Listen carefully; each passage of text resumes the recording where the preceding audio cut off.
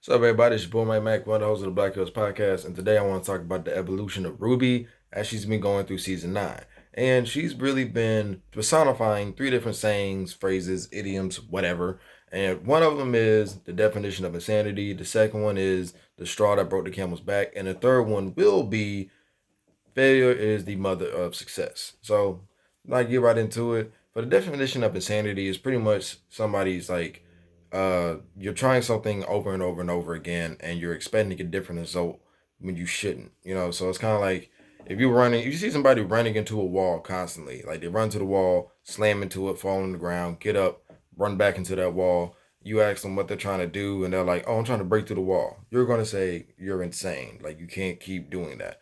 But the actual definition for that really is more so just saying like while you keep doing something and while you keep attempting something and it keeps failing, pretty much like you're getting more and more frustrated, which makes you act more irrational. So it's not exactly just trying to say like, oh, somebody doing something over and over again and it's failing and they know it's going to fail. That means they're crazy. It's more so like that drives you crazy, because after a while you're going to be mad if you keep trying to build something. And we've all seen situations like this, especially if you watch something like Dr. Stone, like in the beginning when Senku kept trying to build stuff and it kept failing, he started getting a bit more upset, started to get, a bit irrational, and started, lashing out at stuff. But, it's just kind of how it goes. When you try something, you're going to fail at it. And when you fail, it makes you upset because obviously you didn't want it to fail. You wanted it to work. So that's kind of like where Ruby is right now. She's been trying to do good things. She's had successes along the way,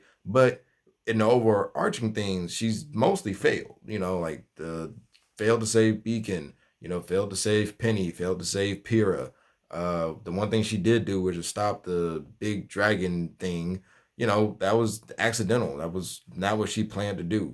So it's these things like that. With Atlas, like failing to properly get everybody to Vacuo safely, failing to beat Neo, failing to beat Cinder, failing to save Penny again. So it's like all these things, failing to save Yang from falling into Neverland. It's all these things that just keep popping up and popping up, and then when she's in Neverland, things don't exactly go as planned. So, it's like all these failures keep, just making her upset and making her more angry. And she really hasn't had the opportunity to really like vent that out to anybody because she's felt like she's the one that has to tell everybody, like, hey, yeah, we messed up, but it's cool. Let's just keep moving. Let's figure something else out. Let's think of something else. And eventually that just, that messes with you. So, yeah, there's that. Then we have the straw that broke the camel's back.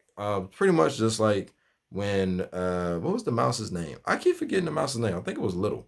But yeah, when Little gets stomped on by Neo and Little dies, that's just Ruby just being like, damn, come on, man, I'm trying to make this stuff work. And then boom, when she goes and cuts Oscar, in her mind, she's just like, damn, the one boy I kind of like is now just killed. And then it's that mental imagery. Neo was attacking her trauma. She was really attacking like where a lot of people that she's fought with or fought for, have died. And just the things that she was saying was really messing with Ruby's mind. Understandably, because these are majority people that Ruby cares for. I'm not really sure how much Leonardo or Torchwick counts in that equation, but yeah, it's just the mentality of it, and then to have it kind of you know coalesce into her hurting another friend. This it just pushed over the edge, and she was just like, you know what, I'm done. I don't want to do this no more. All right, let's just get this over with. So that's it. She feels like she's a failure, so that's why she feels like she needs to remove herself from the equation. It just felt like that was the last thing that really made her be like, I'm not destroying anything or anyone else that I care about. So there's that. But now let's move on to the last thing of what she will become, which is failure is the mother of success. Now, like I said, people are going to fail. People are going to succeed. Funny thing about succeeding, you got to keep doing it. If you win one game out of an NBA season, you went 1 for 72. All right. That means you lost 72 times. You can't go back and say, yeah, but we won the season opener. No, you lost 72 games. That means you were supposed to make some improvements along the way and you never did. But then the thing is, you got to come back and try again next season. If you win, you can't just be like, hey, we won and we keep winning And then you have that one team where it's just like, okay, so I'm just going to win by standing here. Like, no, if you just stand there, you're not going to win the game. You got to actually play. Same thing with a job. If you get paid, that's one paycheck. You got to keep going back to work. You got to keep doing your job correctly to continue getting paid, no matter how much you get paid, whether it's $2 or $5,000. You know what I mean? So it's this thing where like we always want to bring up successes, but I mean failures, but we never actually want to think about like the fact that the success has to keep happening too. And with failures, they're supposed to make you better. You're supposed to fail at something, look at why you failed, and then try to make an improvement on what you did, so that way you don't fail again. You know, if you try to study for a test a certain way and it doesn't work out, change up your study methods. You know, if you try to build something and it doesn't work, well then check to see where you messed up at, check to see where you did good at, and then try to make the improvements from there. That's just kind of how this all goes. So it's not that, you can't be mad that you failed, but you can't stop once you fail, no matter how many times you fail. And that's the lessons Ruby's going to learn, because that's the lesson that was a part of episode 9, which I thought was shown greatly. Jean kept doing his best to go and, stop the paper people. I can't remember the name. And, he thought he failed and he thought he failed somebody else. So he was like, yeah, I messed up again. Damn, that sucks. But it turns out letting paper people go, let them come back as raw people.